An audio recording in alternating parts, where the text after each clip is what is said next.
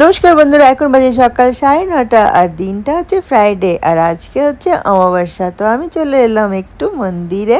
তো হ্যাঁ, আমি মন্দিরে আসিনি এক্স্যাক্টলি, আমি এসেছিলাম যোগা ক্লাসে। তো ফেরার পথে ভাবলাম ভোলেনাথের দর্শন করেই যাই, কারণ আজকে তো ওয়েদারটা খুব একটা পরিষ্কার নয়, কখন যে বৃষ্টি নামবে আর কখন যে নামবে না কোনো ভরসা নেই। তো সেই জন্য ভাবলাম ফেরার পথে একবার দর্শন করেই যাই। আর এই দেখো, আমার মতো অনেকেই এখানে এসেছেন ভোলেনাথের দর্শন করতে। তো সবারই পুজো হয়ে গেছে, এখন মন্দিরটা যথেষ্ট ফাঁকা আছে। তো এখন আমি চলে যাব নন্দী দেবতার কাছে। তো চলো, নন্দী দেবতা দেখুন এখানে বসে আছেন। তো আমি একটু আশীর্বাদ নিয়ে নিলাম। ফুল তো অনেকেই চড়িয়ে আছে, আমার কাছে আজকে আর ফুল নেই। যে ফুল নিয়ে এসেছিলাম সেটা আমার ধন্যরানীর উপরে রয়ে গেছে। চলো, সবার আশীর্বাদ, তোমরা একটু আশীর্বাদ নিয়ে নাও।